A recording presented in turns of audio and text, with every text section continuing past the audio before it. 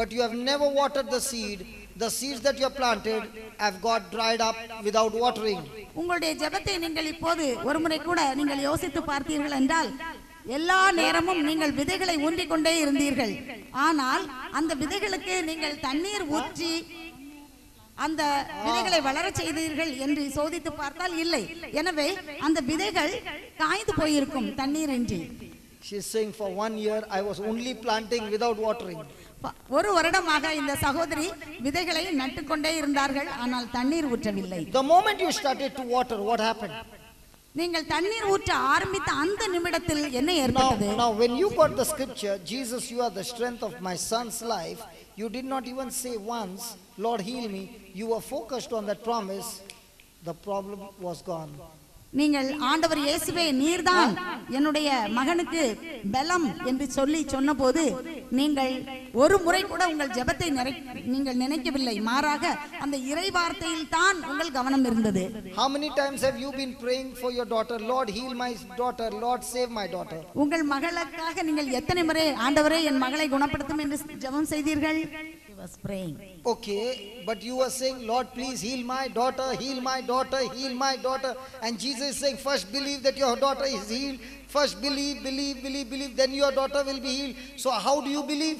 By thanking God, Lord I thank you, my daughter is already healed. நீங்கள் ஜெபிக்கும் போது எத்தனை முறை ஆண்டவரே என் மகளை குணப்படுத்தும் குணப்படுத்தும் குணப்படுத்தும் என்று சொன்னீர்கள்? ஆண்டவரை குணப்படுத்தி விட்டீர்கள் நன்றி என்று எத்தனை முறை சொன்னீர்கள் உங்கள் ஜெபத்திலே? Now are you asking God to heal your son? No. What are you saying? Then what are you saying? Thank you for you have healed my son. Thank you God, you have healed my son. And that's the time you saw the result. Yeah, good. இவர்கள் ஜெபத்திலே குணமாக்கும் என்பதை விட்டுவிட்டு ஆண்டவரே என் குழந்தையை நீங்கள் குணப்படுத்தி விட்டீர்கள், நான் நன்றி செலுத்துகிறேன் என்று சொன்ன அவ்வாறு சொல்ல ஆரம்பித்த போது இந்த குழந்தைக்கு குணத்தை அவர்கள் பெற்றுக்கொண்டார்கள். எப்போது நன்றி சொல்ல ஆரம்பித்தார்களோ அப்போது இந்த அவருடைய மகன் குணமடைய ஆரம்பித்தான். So from now on are you only going to plant the seed or water the seed? நீங்கள் இப்போதிலிருந்து அந்த விதையை மட்டும் ஊன்றி வைக்க போகின்றீர்களா அல்லது விதைக்கு தண்ணீரும் ஊற்ற போகின்றீர்களா? தண்ணீர், வாட்டர், தண்ணீர். எஸ், தண்ணீர். Shake your neighbor and say தண்ணீர். அந்த விதைக்கு தண்ணீரும் ஊற்ற வேண்டும். Praise the Lord. Praise the Lord. Praise the Lord. Praise the Lord. Hallelujah. Hallelujah. That's where we are going wrong. அங்கேதான் நாம் தவறு செய்கின்றோம். That's why when a person is all the time thanking God, God I thank you. Do you remember when Jesus multiplied the loaves, what did he do? Before he could multiply the loaves, he began to thank the Father. ஆண்டவர் 5 அப்பங்களையும் 2 மீன்களையும் அவர் 5000 பேருக்கு பகிர்ந்தளிக்கும் முன் அவர் என்ன செய்தார்? அவர் நன்றி செலுத்தினார். தந்தையே நான் உமக்கு நன்றி செலுத்துகிறேன் என்று சொன்னார். Before he could do the miracle for Lazarus come out, he began to thank the Father. ஆண்டவர் லாசரை உயிரோடு எழுப்புவதற்கு முன்னால் என்ன செய்தார்? தந்தையை பார்த்து அப்பா நான் உமக்கு நன்றி செலுத்துகிறேன் என்று நன்றி சொன்னார். So thanksgiving not only waters the seed but helps to grow the word seed that you have sown in your heart. நன்றி செலுத்தும் போது அந்த விதைகளுக்கு நாம் தண்ணீர் மட்டும் விடுவதில்லை, மாறாக அந்த விதைகள் முளைத்து நம் ஜெபத்தை கேட்பதற்கும் அது பயன்படுகின்றது. Praise the Lord. Praise the Lord. Hallelujah. Hallelujah. Words coming out of your mouth has got life or death power. நம்முடைய வாயிலிருந்து வார்த்தைகள் வரும்போது அந்த வார்த்தைக்கு வாழ்வும் சாவும் கொடுக்கக்கூடிய வல்லமை இருக்கின்றது. Thoughts in your mind are released by words. உங்களுடைய எண்ணங்கள் வார்த்தையின் மூலமாக வெளிப்படுகின்றது. The last time I came and I shared how God created the world.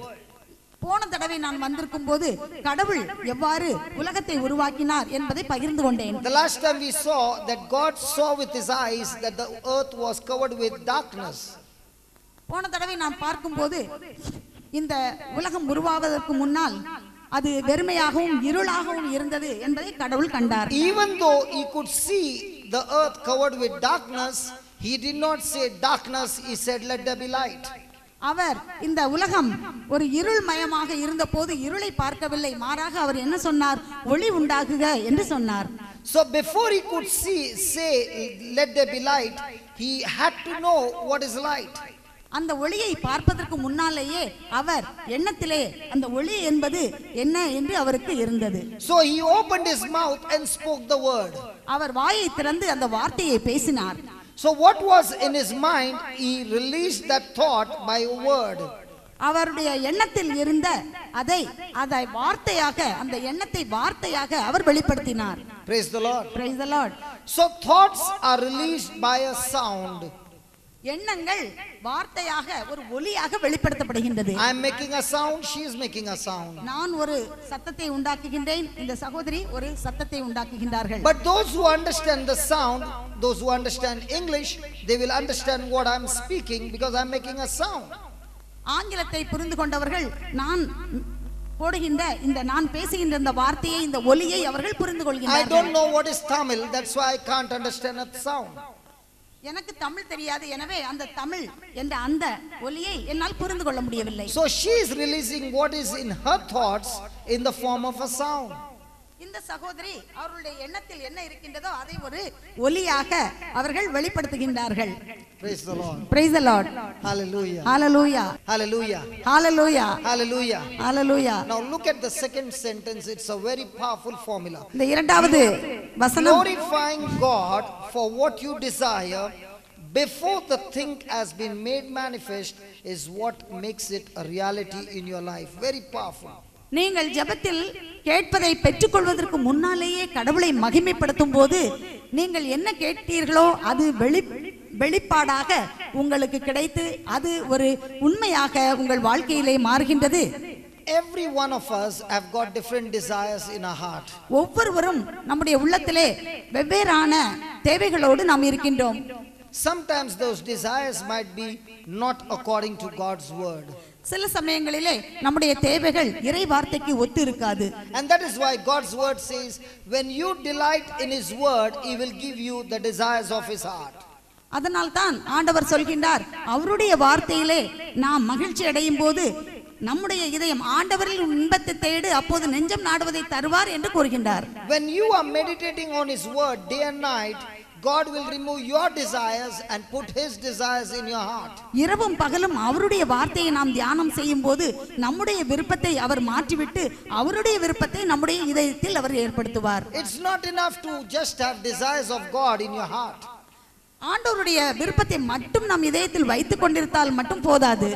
But God's word says, when you commit your ways, when you become a doer of God's word, he will bring those desires that he has put in your heart into manifestation in your life. அந்த வார்த்தைகளை நாம் இதயத்தில் வைத்துக் கொண்டிருந்தால் மட்டும் போதாது, மாறாக அந்த ஆண்டவருடைய விருப்பத்தை செயல்படுத்தக்கூடியவர்களாக நாம் மாறினால் ஆண்டவருடைய விருப்பம் எதுவோ அதை நம் வாழ்வில் செயலாக்க அவர் நம்மை பயன்படுத்துவார். So for you to be a doer of the word, so that desire be manifested, thanksgiving is a very powerful tool. நாம் ஒரு இறை வார்த்தையை செயல்படுத்தக்கூடியவர்களாக நாம் மாறினால் நன்றி செலுத்துவது ஒரு மிகப்பெரிய ஒரு பணியாக நமக்கு இருக்கும். I'll share a testimony that happened in Chennai. நான் ஒரு சென்னையிலே சென்றிருந்த போது அங்கு நடந்த ஒரு நிகழ்ச்சியை நான் இப்போது சாட்சியாக சொல்ல போகிறேன். One young lady whom I know very close, she came and told me that her relative wants to talk to me. எனக்கு தெரிந்த ஒரு பெண் வந்து தன்னுடைய உறவினர் ஒருவர் என்னோடு பேச விரும்புவதாக கூறினார்கள். So early morning the husband and wife came. ஒரு நாள் காலையிலே அந்த பெண்ணும் அவருடைய கணவரும் வந்தார்கள். The husband was about 60 years old. அவருடைய கணவருக்கு வயது 60. And he said, brother, I got a problem. For the last 40 years I've been drinking. அவர்கள் சொன்னார்கள், கடந்த 40 வருடமாக எனக்கு ஒரு பிரச்சனை, எனக்கு குடிவியாதி இருக்கின்றது. I want to quit drinking but I cannot stop drinking. எனக்கு இந்த குடியிலிருந்து விடுதலை பெற வேண்டும் என்று இருக்கின்றது, ஆனால் என்னால் முடியவில்லை. The wife was already crying. அவர்களுடைய மனைவி ஏற்கனவே அழுது கொண்டே இருந்தார்கள். So I told the wife, I'm going to talk to your husband something if only you don't get angry with me. அப்போது நான் சொன்னேன், உங்கள் கணவரோடு நான் பேச போகின்றேன், ஆனால் நீங்கள் கோபப்படக்கூடாது என்று சொன்னேன். The wife promised not to get angry. அப்போது அந்த மனைவி அவர்கள் சொன்னார்கள், நான் கோபப்பட மாட்டேன் என்று வாக்குறுதி கொடுத்தார்கள். So I looked at the husband and I said, you want to quit drinking? அப்போது நான் அந்த கணவரை கூப்பிட்டு நான் கேட்டேன், உங்களுக்கு இந்த குடியிலிருந்து விடுதலை பெற வேண்டுமா? I am giving you a formula, you can continue drinking. நான் உங்களுக்கு ஒரு ஃபார்முலா சூத்திரம் சொல்லி தருகின்றேன், நீங்கள் குடிப்பதை தொடரலாம் என்று சொன்னேன். If you do what I'm asking you to do, you can drink every day. இப்போது நான் சொல்வதை நீங்கள் செய்தால் நீங்கள் தினமும் குடிக்கலாம் என்று சொன்னேன். And please don't stop drinking. நீங்கள் குடிப்பதை விட்டு விடாதீர்கள் என்று சொன்னேன். Now both these ladies were looking at me. வந்த இரண்டு பெண்களும் என்னையே பார்த்து கொண்டிருந்தார்கள். The husband was very happy because he never went to any counselor like me. அந்த கணவருக்கு மிகுந்த சந்தோஷம், ஏனென்றால் என்னை போன்ற ஒரு ஆலோசகரிடம் சென்றதே கிடையாது. When he looked at me with interest, I said, there is one condition. அப்போது அவர்கள் மிகுந்த ஆர்வத்தோடு என்னை பார்த்தபோது அந்த கணவரிடம் சொன்னேன், ஒரு everywhere you go, கண்டிஷன் என்று. when you see something good, there are conditions applied. எங்கெங்க எல்லாமோ நல்ல காரியம் இருக்கின்றதோ அங்கே எல்லாம் ஒரு கண்டிஷனும். When you look at the advertisement, fly Bombay to Chennai in 200 rupees. நீங்கள் ஒரு விளம்பரத்தை பார்க்கலாம், பாம்பேயிலிருந்து சென்னைக்கு 200 ரூபாயில் செல்லலாம் என்று. When you go to the counter and put 200, they say tax extra. அங்கு சென்று 200 ரூபாயை கொடுக்கும்போது அவர்கள் சொல்வார்கள், வரி உள்பட வரியை நீங்கள் கட்ட வேண்டும் என்று. And the total comes to the tax only is 3,200. அந்த டாக்ஸ் என்று பார்த்தோம் என்றால் அது 3000 ரூபாய். So in the same way I told him one condition only. அதே போல் நான் அவரிடம் சொன்னேன், ஒரு நிபந்தனை என்று. Every time you feel like, now let's say you want to go and drink, go to the wine shop, and before you take the order, before you give the order, you say, thank you Jesus for setting me free from drinking alcohol. ஒவ்வொரு முறையும் நீங்கள் குடிப்பதற்கு அந்த கடையில் ஏறும்போது நீங்கள் ஒரு காரியம் செய்ய வேண்டும். ஆண்டவரே நன்றி என்று குடிப்பதற்கு முன்னால் நீங்கள் சொல்லி அதை குடிக்க வேண்டும். And you have to say 25 times. அதை 25 முறை நீங்கள் சொல்ல வேண்டும். Then you take the bottle. அதன் பின்பு நீங்கள் அந்த பாட்டிலை வாங்கி, when you are coming back home, you have to say the same prayer. நீங்கள் திரும்ப வரும்போதும் அதை சொல்லிக் கொண்டே வர வேண்டும். And see that when you come back home, don't waste your time. Take the bottle, open the bottle quickly. வீட்டுக்கு வந்து நீங்கள் காத்திருக்கவே வேண்டாம், உடனே அந்த பாட்டிலை திறக்கலாம். When you pour it in the glass, say it again 25 times. திரும்ப அந்த பாட்டிலை அந்த வாங்கி வந்த அந்த ஒயினை ஊற்றும் போது திரும்பவும் 25 முறை நீங்கள் சொல்ல வேண்டும். When you mix soda or water, say 25 times extra. சோடாவை அதில் ஊற்றும் போது திரும்பவும் 25 தடவை சொல்ல வேண்டும். When you take the first sip, say 25 times. ஒரு மடக்கு நீங்க குடிக்கும் போது திரும்பவும் 25 முறை சொல்ல வேண்டும். See that every sip you take, you say 25 times. ஒவ்வொரு முறை குடிக்கும் போதும் நீங்கள் 25 முறை சொல்லிக் கொண்டே இருக்க வேண்டும். And if you want, finish the whole bottle in one day, no problem. ஒரு பாட்டிலை நீங்கள் ஒரே நாளிலே குடித்து விடலாம், அதனால பிரச்சனை இல்லை. ஆனால் நான் சொன்னதை 25 முறை சொல்லிக்கொண்டே ஒவ்வொரு மடக்கு உள்ள எடுத்தும் சொல்லிக்கொண்டே இருக்க வேண்டும். Now the wife was really annoyed with me. அந்த மனைவிக்கு மிகுந்த கோபம் வந்தது. And she said, brother, he doesn't drink a bottle. What are you trying to tell? You want him to drink a whole bottle? அப்போது அவர்கள் சொன்னார்கள், நீங்கள் என்ன பேசுகின்றீர்கள்? அந்த ஒரு பாட்டிலையும் குடிக்க வேண்டும் என்றா? I said, let him drink the whole bottle. You promised me not to get annoyed. அப்போது நான் சொன்னேன், அவர் அந்த ஒரு பாட்டிலையும் குடிக்கட்டும், நீங்க முதல்லயே சொன்னீர்கள் கோபப்பட மாட்டேன் என்று. And I told her, now you also have to do some homework. அப்போது நான் அவரிடம் சொன்னேன், உங்களுக்கும் ஒரு வீட்டு பாடம் இருக்கின்றது. Every time he is drinking, you say, Lord, he is drinking your blood, oh Jesus, thank you so much. அவர் ஒவ்வொரு முறை குடிக்கும் போதும் நீங்கள் சொல்ல வேண்டும், ஆண்டவர் இயேசுவே நன்றி, ஏனென்றால் உமது இரத்தத்தை அவர் குடிக்கின்றார் என்று. Now both of them were confused. அவர்கள் இருவருக்கும் இப்போது குழப்பம். And I said, you keep this formula and drink as much as you want. அப்போது நான் சொன்னேன், இந்த சூத்திரத்தை வைத்துக்கொண்டு எவ்வளவு குடிக்க வேண்டும் என்றாலும் குடிக்கலாம் என்று. Next month I went to Chennai. அதற்கு அடுத்த மாதம் நான் சென்னைக்கு சென்றிருந்தேன். The wife came crying. அப்போது அந்த மனைவி அழுது கொண்டே வந்தார்கள். I said, why are you crying? நான் கேட்டேன், ஏன் அழுது கொண்டிருக்கிறீர்கள்? She's saying, I'm not crying. I want to laugh. I want to dance. I want to scream. I want to shout. Then why are you crying? அப்போது அவர்கள் சொன்னார்கள், இல்லை, நான் அழுவதற்காக இல்லை, எனக்கு இன்னும் ரொம்ப சந்தோஷமா ஆடி பாடணும் போல இருக்கு, ரொம்ப மகிழ்ச்சியா இருக்கேன். அப்போ நீங்க ஏன் அழுற மாதிரி இருக்கீங்கன்னு கேட்டேன். After you left, she said, after you left, my husband spoke to me and said, he's the best counselor I've ever met anywhere. நீங்கள் பேசிவிட்டு சென்ற பின்பு அவர் சொன்னார், நான் பார்த்ததிலே இவரை போல சிறந்த ஒரு ஆலோசகர் யாருமே இல்லை என்று. Who told me to drink and not to stop drinking. ஏனென்றால் என்னை குடியை நிறுத்து என்று சொல்லாமல் குடித்துக் கொண்டே இரு என்று சொன்ன ஒரே ஆலோசகர் இவர்தான். He started thanking God. Thank you Lord for setting me free from alcohol. அப்போது அவர் அந்த குடியிலிருந்து என்னை விடுவித்ததற்காக நன்றி என்று சொல்லி குடித்தேன் He என்று. started doing it day and night, and within a week, every time he took a sip, he would start vomiting. இவ்வாறு ஆண்டவரை இந்த குடியிலிருந்து என்னை விடுவித்ததற்காக நன்றி என்று சொல்லி குடிக்க ஆரம்பித்த ஒரு வாரத்தில் எப்போதெல்லாம் குடித்தாரோ அப்போதெல்லாம் அவர் வாந்தி எடுக்க ஆரம்பித்தார். The taste of alcohol from his tongue had gone. Now he was feeling very, very dirty. அந்த குடிக்கும் போது அந்த ஒயினில் உள்ள அந்த சுவை மாறி இப்போது அவருக்கு அது மிகவும் மோசமானது, அழுக்கானது என்ற ஒரு உணர்வு ஏற்பட்டது. In 2 weeks' time, he was totally free from alcohol, and he went to his friends and taught them the same formula.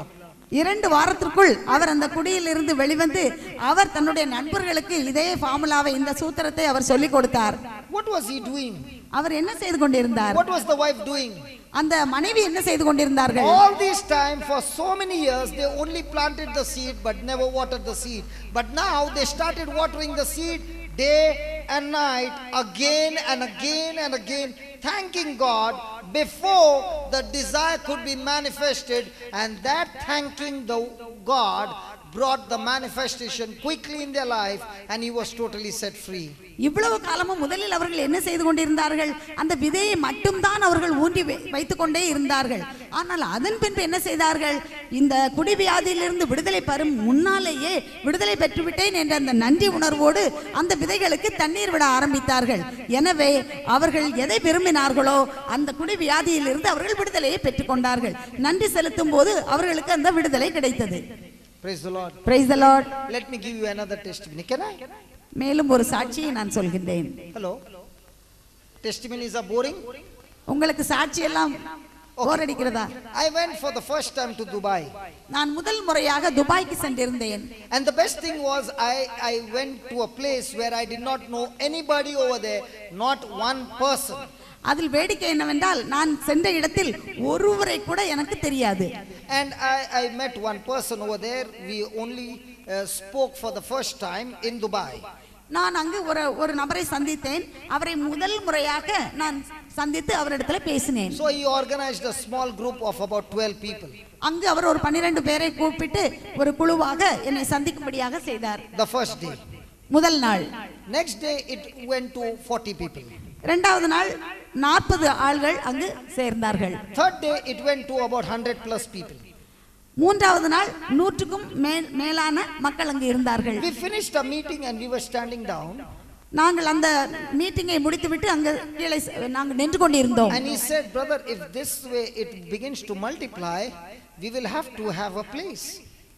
இவ்வாறு அதிகமான நபர்கள் வர ஆரம்பித்தால் நம் இதை காட்டிலும் ஒரு பெரிய இடம் நமக்கு தேவையாக இருக்கும் என்று சொன்னார். And if we go to the hotels, every hour would cost us 8,000 rupees. நாம் ஒரு ஹோட்டலில் சென்று இந்த மீட்டிங் நாம் ஏற்பாடு செய்தோம் என்றால் அங்கு ஒவ்வொரு முறையும் 8,000 ரூபாய்க்கு மேலே கொடுக்க வேண்டியிருக்கும். And he said most of the preachers get over in 1.5 hours, but looking at you, you preach for 4-5 hours. That means 40,000-50,000 per day.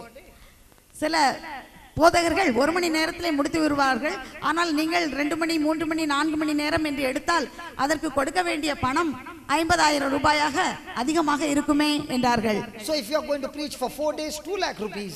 4 நாட்களாக நீங்கள் இவ்வாறு கூட்டம் நடத்தினீர்கள் என்றால் எவ்வாறு அந்த செலவை நாம் மேற்கொள்வது என்று சொன்னார்கள். And then the sound system and this thing and that thing, it will go to 2.5 lakhs to 3 lakhs. இவ்வாறு ஒளி இன்னும் வீடியோ என்று இது எல்லாம் ஏற்பாடு செய்தால் 2.5 லட்சத்துக்கு மேலாக செலவாகுமே என்று. So I looked up to heaven and I said, thank you Lord Jesus. நான் மேலே பார்த்து ஆண்டவர் இயேசுவே நன்றி என்று சொன்னேன். Thank you Lord Jesus for giving us the place free. நான் சொன்னேன் ஆண்டவர் இயேசுவே இந்த இடத்தை நீர் இலவசமாக தருவதற்காக நன்றி என்று சொன்னேன். Thank you Lord for the sound system also given free. நான் சொன்னேன் இந்த ஒளி எல்லாமே இலவசமாக கிடைப்பதற்காக நன்றி இயேசுவே என்று சொன்னேன். Because I am working free, you are giving me everything free. நான் இலவசமாக போதிக்கிறேன், எனக்கு எல்லாமே இலவசமாக தருகிறீர் என்று சொன்னேன். And I looked up and I said, there, it's come. Done. நான் மேலே பார்த்து சொன்னேன், இதோ வருகிறது வந்துவிட்டது என்று சொன்னேன். Now there were 2 of them and they had met me for the first time. அங்கு 2 பேர் இருந்தார்கள். அவர்கள் என்னை முதல் முறையாக பார்க்கின்றார்கள். And they must have thought, he's the craziest person we have ever met. அவர்கள் நினைத்திருப்பார்கள், இவரை போன்ற ஒரு பெரிய பேராசைக்காரனை நாம் பார்த்திருக்க முடியாது என்று. By the time I went the next month, நான் அடுத்த முறை அங்கு செல்லும்போது one person offered his place where 500 people can come and sit, absolutely free, speaker, sound system free, everything free from that day on. நான் அடுத்த முறை அங்கு செல்லும்போது 5000 பேர் 500 பேர் உட்கார்வதற்கு ஏற்ற ஒரு இடம், ஒலி ஒளி எல்லாமே இலவசமாக ஒருவர் தந்திருந்தார். You know, I got it free, that's why I am rejoicing. They did not get, that's why they did not clap to the Lord. எனக்கு கிடைத்தது, நான் மகிழ்ச்சியோடு ஆண்டவருக்கு நன்றி சொன்னேன். உங்களுக்கெல்லாம் கிடைக்கவில்லை, அதான் உங்களுக்கு கை தட்டும்படியாக தோன்றவில்லை. எல்லாமே இலவசமாக ஆண்டவர் கொடுத்தார். Hallelujah. Hallelujah. And I still remember telling them, I am getting the sound system free for the center in Goa, and now I came to know the sound system that they are going to give us is worth more than 10 lakhs, just the sound system, and it's coming absolutely free. கோவாவிலே இந்த sound system ஒலி அமைப்பு எனக்கு இலவசமாக கிடைக்கின்றது என்று நான் சொல்லிக் கொண்டிருந்தேன். அங்கு எனக்கு இலவசமாக அது கிடைத்திருக்கின்றது.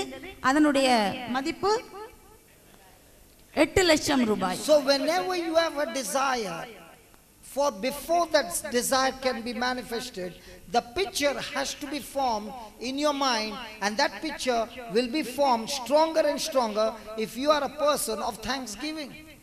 நாம் கேட்கும் போது நமக்கு எது கிடைக்க போகின்றதோ அதை நம் எண்ணத்திலே கிடைத்து விட்டது என்ற ஒரு எதிர்நோக்கோடு நாம் இருந்து அதற்காக நாம் நன்றி சொன்னோம் என்றால் நாம் நிச்சயமாக நாம் எதை எதிர்நோக்குகின்றோமோ அதை பெற்று அதற்கு நாம் நன்றி செலுத்துகின்றவர்களாக இருப்போம். When people speak some negative words to you, you so quickly get into fear, you so quickly begin to confess the negative words out of your mouth, because the picture has been formed by the words that you have heard from somebody's mouth.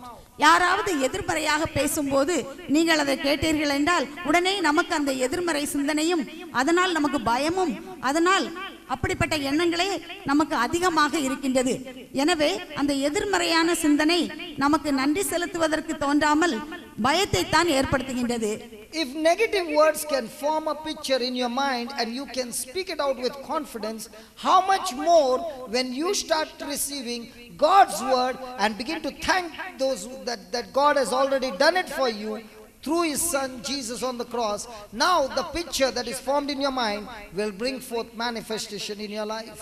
எதிர்மறையான அந்த வார்த்தைகள் கேட்கும்போது நமது எண்ணங்களிலே ஒரு படம், ஒரு உருவகம் உருவாகி எவ்வாறு நமக்கு இந்த பயத்தை ஏற்படுத்தி அதன் மூலமாக விளைவுகளை ஏற்படுத்துகின்றதோ அதற்கு மேலாக இறை வார்த்தையை நாம் நம் எண்ணத்தில் ஊன்றி அதை நாம் உருவகமாக ஒரு படமாக நாம் எதிர்நோக்கும் போது அந்த இறை வார்த்தை மிகுந்த வல்லமையோடு நாம் எதிர் நோக்குகின்றோமோ அதை பெற்றுத்தரக்கூடியதாக இருக்கின்றது.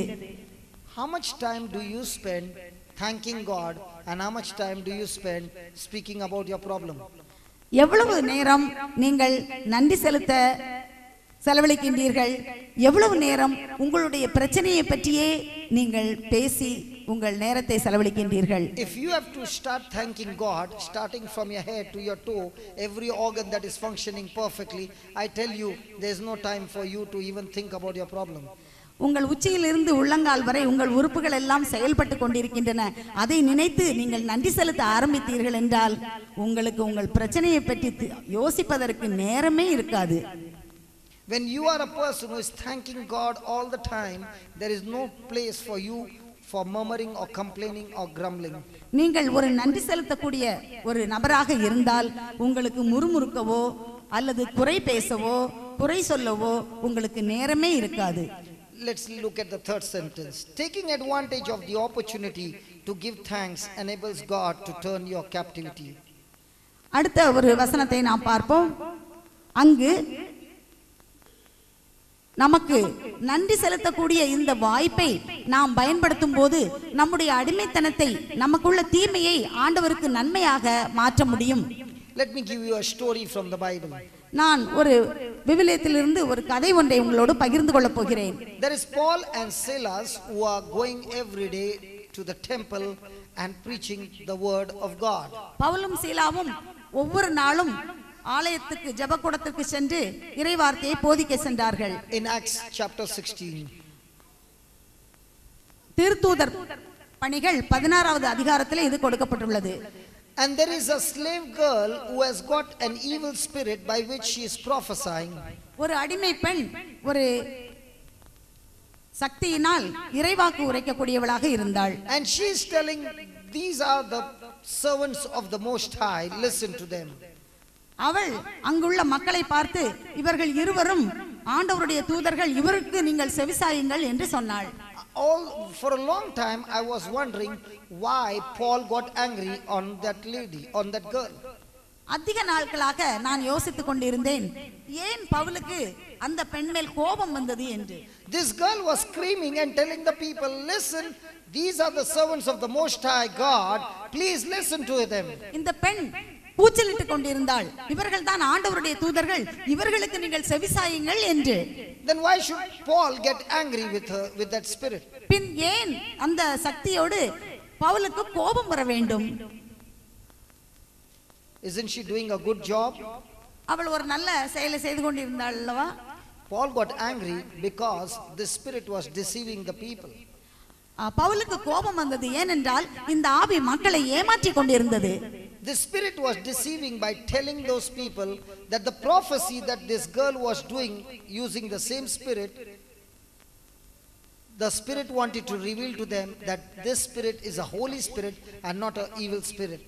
அந்த பெண் இவ்வாறு இறைவாக்கு உரைக்கும் போது அவர்கள் இந்த பெண்ணிடம் இருந்த அந்த சக்தியை அவர்கள் ஆவியின் இறைவாக்கு, தூய ஆவியின் இறைவாக்கு என்று அவர்கள் சொல்லிக் கொண்டிருந்தார்கள். So Paul spoke to the spirit and cast that spirit out of that girl. Pavul அந்த பெண்ணிடம் பேசி அவளை பிடித்திருந்த அந்த சக்தியை அவர் வெளியேற்றினார். From that moment on, the girl could not prophesy anything. அந்த நிமிடத்திலிருந்து அந்த பெண்ணுக்கு எந்த இறைவாக்கும் சொல்ல முடியாது. Now the owners began to lose their business.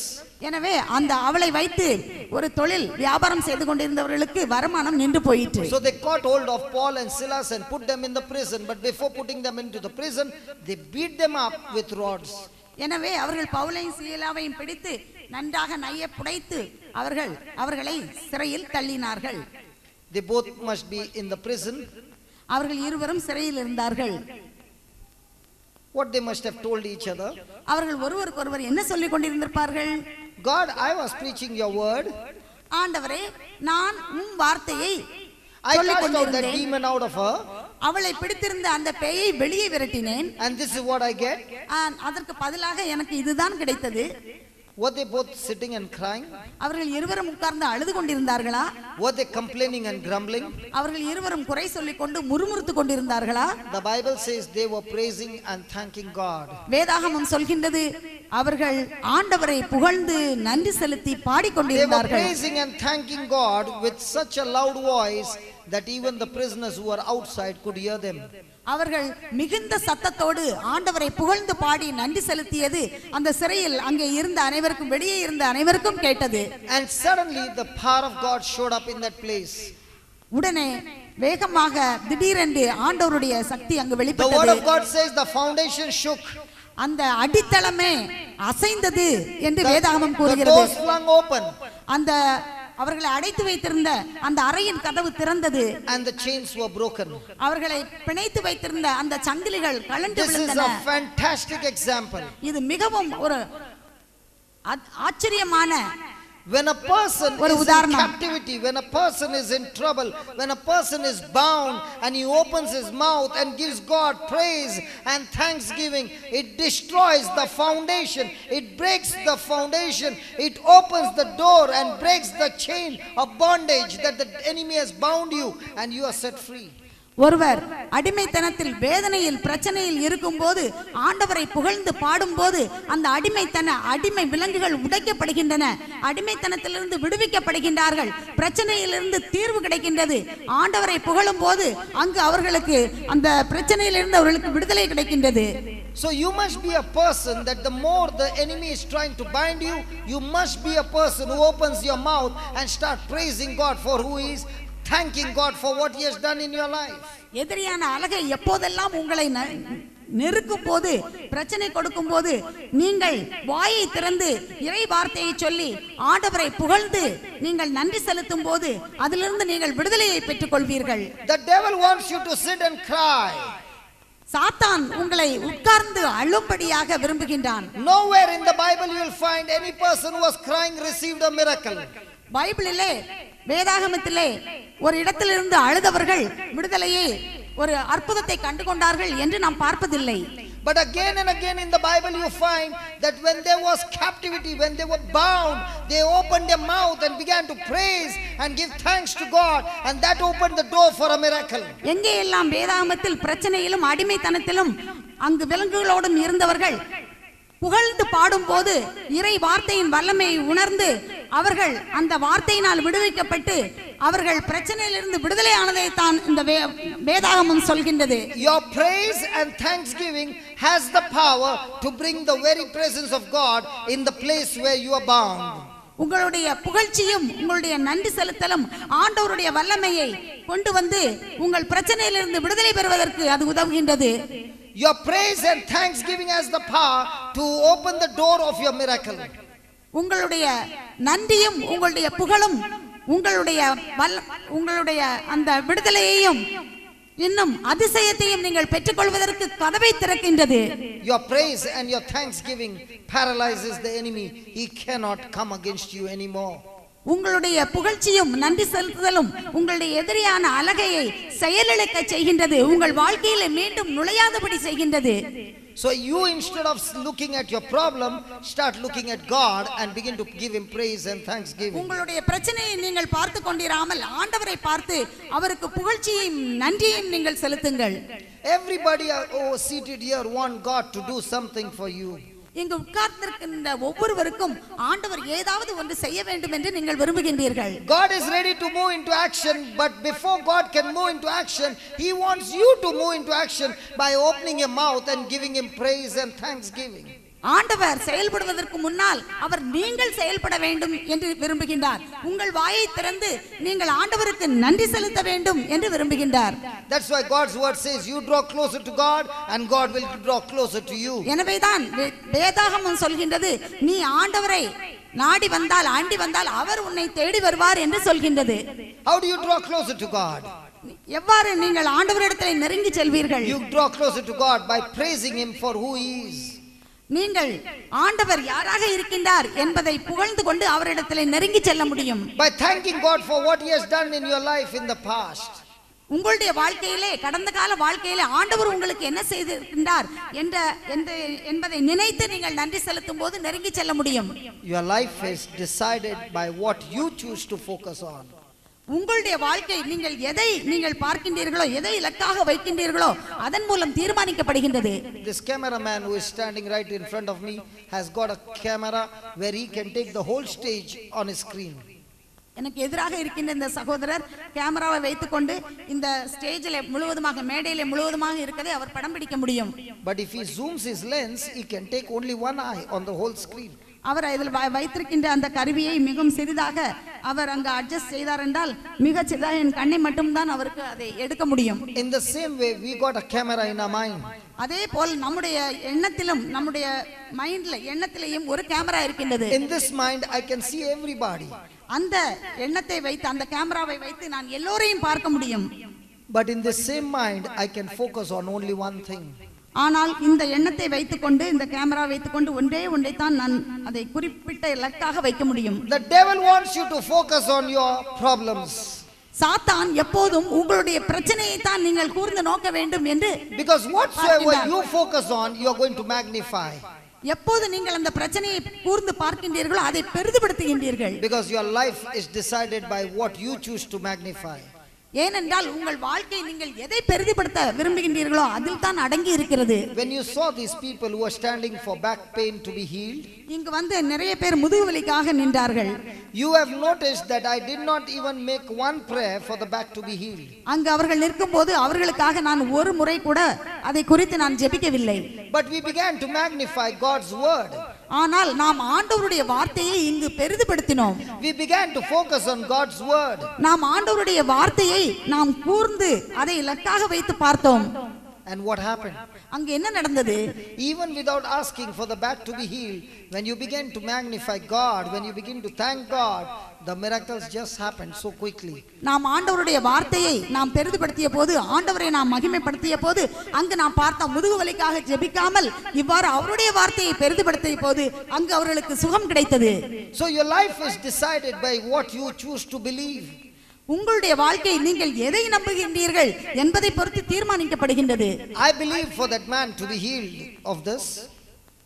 நான் இங்கு வந்தபோது இந்த காலரை வைத்திருந்த அந்த சகோதரர் சுகமடைய வேண்டும் என்று நான் விரும்பினேன். So what did we do? அதனால் நாம் என்ன செய்தோம்? Focused on this. இதை நாங்கள் இலக்காக வைத்து பார்த்தோம். Or focused on God's word. இதை பார்த்தோமா அல்லது இறை வார்த்தையை நாங்கள் அதை கவனம் செலுத்தினோமா? I had to show that lady the word of God. நான் அந்த சகோதரிக்கு அந்த இறை வார்த்தையை காட்ட வேண்டியிருந்தது. She began to focus on the word of God.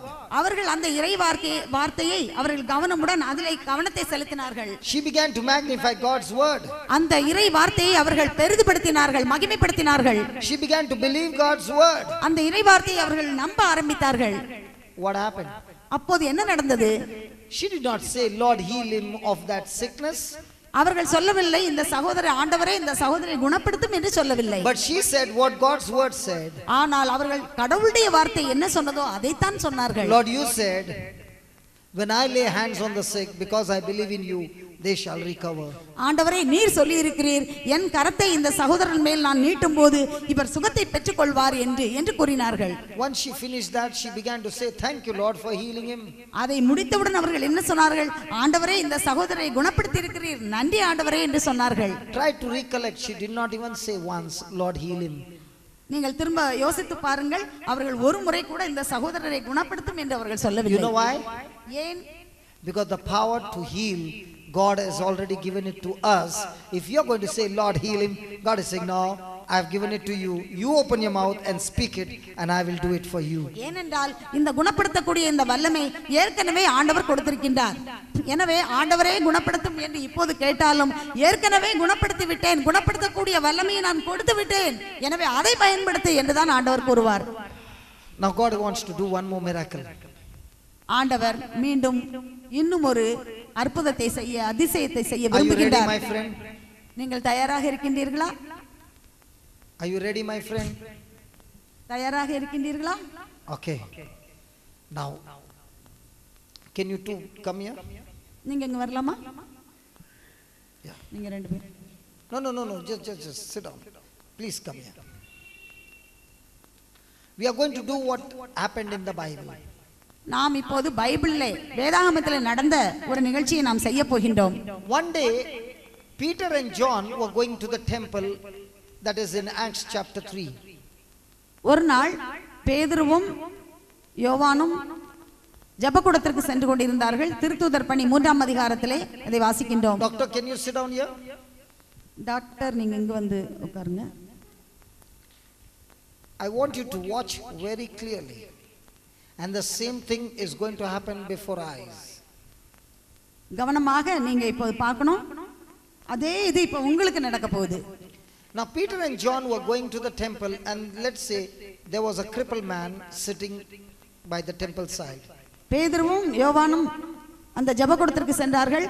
அப்போது நடக்க முடியாத ஒரு முடவன் அங்கே கோயில் வாசலிலே அமர்ந்திருந்தான். Brother Ian, we will first have a demonstration on him, so that he sees what happened in the Bible. Okay? You are already crying, sweetheart. The glory of God is on you. வேதாகமத்தில் பைபிளை வாசிக்கின்றதை இப்போது இவர்கள் செயல்படுத்த போகின்றார்கள். Praise God. We will see him walking right now before our eyes. Praise the Lord. Hallelujah. Hallelujah. Oh, you all are clapping so slowly. You know why? Because you all are still, your mind is saying, let it happen, then we will clap. நீங்கள் மிக மெதுவாக இப்போது கைதட்டி கொண்டிருக்கின்றீர்கள். There is a man in the Bible who is 40 years old, born crippled, who has never stood on his legs. 40 வருடமாக பிறந்ததிலிருந்து முடவனாக Sit down on the floor if you don't mind.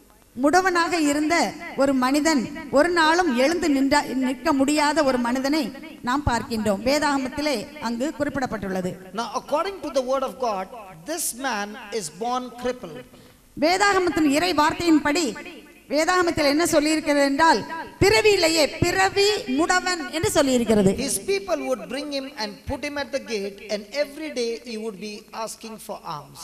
ஒவ்வொரு நாளும் அழகு வாயில் என்ற இடத்திலே அவரை தூக்கி கொண்டு வைப்பார்கள். அங்கு பிச்சை எடுப்பதற்காக அந்த இடத்திலே வைப்பார்கள். Now please watch, he is expecting money. நன்றாக கவனியுங்கள். அங்கு பணத்திற்காக பிச்சை எடுப்பதற்காக அங்கே அமர்ந்திருக்கின்றான். Expectation is a very powerful gift. எதிர்பார்ப்பு என்பது மிகப்பெரிய கொடை. Expectation is a breeding ground for miracle. எதிர்பார்ப்பு என்பது ஒரு அதிசயம் நடப்பதற்கு ஒரு தளமாக இருக்கின்றது. You must expect for your miracle. நீங்கள் அதிசயத்தை இப்போது எதிர்பார்க்க வேண்டும். Not with your natural senses. உங்களுடைய இயற்கையான உங்களுடைய உணர்வுகளாய் வைத்து மட்டுமல்ல. Jesus has promised that we can even raise the dead. ஆண்டவர் இயேசு சொல்லி இருக்கின்றார் மரித்தவர்களை கூட எழுப்ப முடியும் என்று. Now believing in that promise, they came to the crippled man. அந்த அவருடைய வாக்குறுதியை மனதில் கொண்டு அந்த முடவனிடத்தில் வந்தார்கள். This man is expecting money from him. இந்த முடவன் இவர்களிடமிருந்து பணத்தை எதிர்பார்க்கின்றான். And they said to him, we do அவர்கள் not அவரிடம் have silver or சொன்னார்கள் gold, பொன்னோ பணமோ எங்களிடம் இல்லை. but what we have we want to give it to you. எங்களிடத்தில் உள்ளதை உன்னிடத்தில் நாங்கள் கொடுக்க விரும்புகின்றோம். They told the man, look here, look here. இங்கு எங்களை பார் எங்களை பார் என்று சொன்னார்கள்.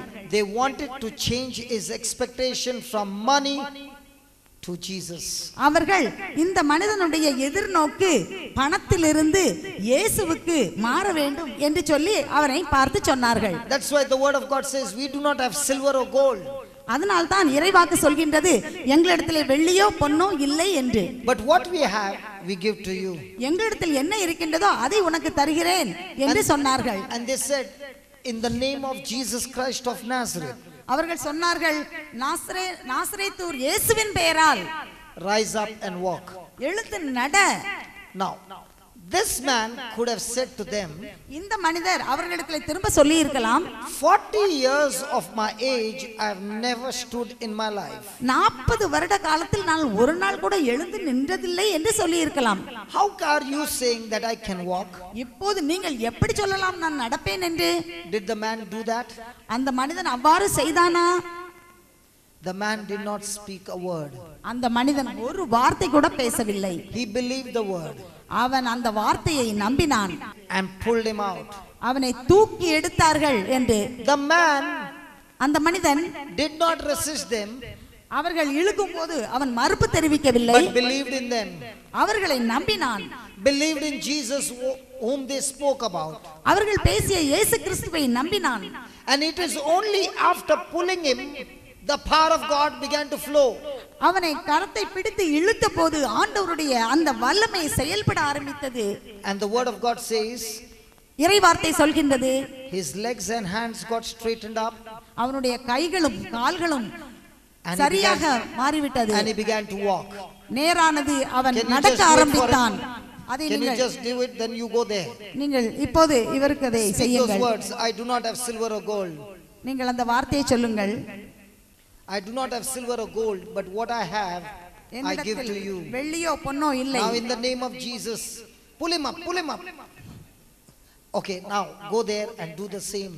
Get the pillow out. இப்போது அங்கே சென்று இதையே செய்யுங்கள். Oh loving Father, we thank you and praise you, Lord. ஆண்டவரே உமக்கு நன்றி செலுத்துகின்றோம். Lord, we believe in miracles. ஆண்டவரே உம்முடைய வார்த்தையிலே நாங்கள் And நம்பிக்கை we are வைக்கின்றோம். ready to see this one, oh Lord. நாங்கள் இப்போது இந்த அதிசயத்தை காண I've seen போகின்றோம். it happen again and again and again and again. நாங்கள் இப்போது திரும்ப திரும்ப திரும்ப இந்த And அதிசயத்தை I நாங்கள் thank you, காண Lord, போகிறோம். today and now is the time of a miracle. நாங்கள் உமக்கு நன்றி செலுத்துகின்றோம். இந்த நாள் ஒரு அதிசயத்தின் நாள். Lord, what happened in Acts 3 is happening right now over here. திருத்தூதர் பணி 3ஆம் அதிகாரத்திலே நடந்தது இன்று இப்போது இங்கே நடக்கின்றது. There is nothing impossible, oh Lord. ஆண்டவரே உமக்கு முடியாதது எதுவுமே இல்லை. And this brother is expecting a miracle, O Lord. இந்த சகோதரர் ஒரு அதிசயத்தை எதிர்பார்க்கிறார். Lord, he has left his home and come here to receive a miracle from you. ஆண்டவரே அவர் வீட்டை விட்டுவிட்டு இந்த அற்புதத்தை பெற்றுக்கொள்ள இங்கு வந்திருக்கின்றார். And thank you, Jesus, you are in our midst right now. ஆண்டவரே நீர் எங்கள் மத்தியிலே இப்போது இருக்கிறீர். Lord, in the same way what happened in Acts 3. அப்போஸ்தலர் நடபடியிலே 3ஆம் அதிகாரத்தில் ஏற்பட்ட அதே நிகழ்வு. We thank you, Lord, that same power is flowing right now. அதே வல்லமை இப்போது இறங்குவதற்காக நன்றி ஆண்டவரே. That same power is flowing into him right now. அதே வல்லமை இப்போது சகோதரன் மேல் இறங்குவதற்காக நன்றி ஆண்டவரே. My brother, we do not have silver or gold. சகோதரரே எங்களிடத்தில் வெள்ளியோ பொன்னோ இல்லை. But what we have, எங்களிடத்தில் உள்ளதை we give to you. உனக்கு தருகிறோம். Now, இப்போது in the name of Jesus Christ of Nazareth, நாசரேத்தில் பிறந்த இயேசுவின் வல்லமையான நாமத்தினாலே, in the name of Jesus Christ of Nazareth, இயேசுவின் வல்லமையான நாமத்தினாலே, take his hand. In the name of Jesus Christ of Nazareth, ஆண்டவர் இயேசு நாமத்தினாலே. Now rise up, come on. Rise up and walk. Come on. இப்போது எழும்புங்கள். Come on. எழுந்து நட. Thank you, Jesus. Thank you, Jesus. Thank you, Jesus. நன்றி ஆண்டவரே. Thanக் you, Jesus. நன்றி ஆண்டவரே. Thank you, Jesus. நன்றி ஆண்டவரே. Thank you, Jesus. Come on, everybody, give him praise. Oh Lord, there is nothing impossible to you. நன்றி இயேசுவே. Oh Lord, there is nothing impossible to you. ஆண்டவரே உமக்கு முடியாது எதுவுமே இல்லை. We believe in miracles, O Lord. ஆண்டவரே உம்முடைய வார்த்தையை நம்புகிறோம். We believe, O Lord, your power is flowing into him. ஆண்டவரே உம்முடைய வல்லமை இப்போது இறங்கி கொண்டிருக்கிறதை நம்புகிறோம். Thank you, Jesus, your power is flowing into him. நன்றி இயேசுவே உம்முடைய வல்லமை இந்த சகோதரன் Lord, you மேல் are இறங்கி turning his captivity into total healing, O Lord. ஆண்டவரே இந்த அடிமைத்தனத்திலிருந்து விடுதலை கொடுத்து முழு you, விடுதலை Jesus. கொடுக்கிறேன். நன்றி Oh, இயேசுவே. thank you, Jesus. நன்றி இயேசுவே. Thank you, Jesus. நன்றி இயேசுவே. Hallelujah. Hallelujah. Hallelujah. Hallelujah. Come on, lift your voices and give him praise. ஹalleluya. எல்லாரும் ஹalleluya. நன்றி ஆண்டவரே.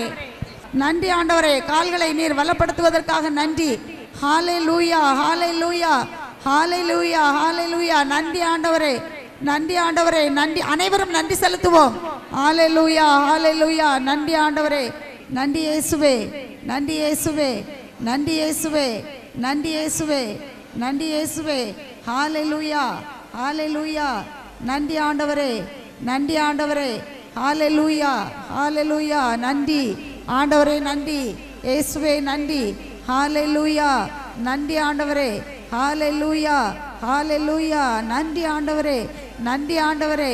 ஹalleluya. ஹalleluya. நன்றி ஆண்டவரே. ஹalleluya. ஹalleluya. ஹalleluya. நன்றி ஆண்டவரே. நன்றி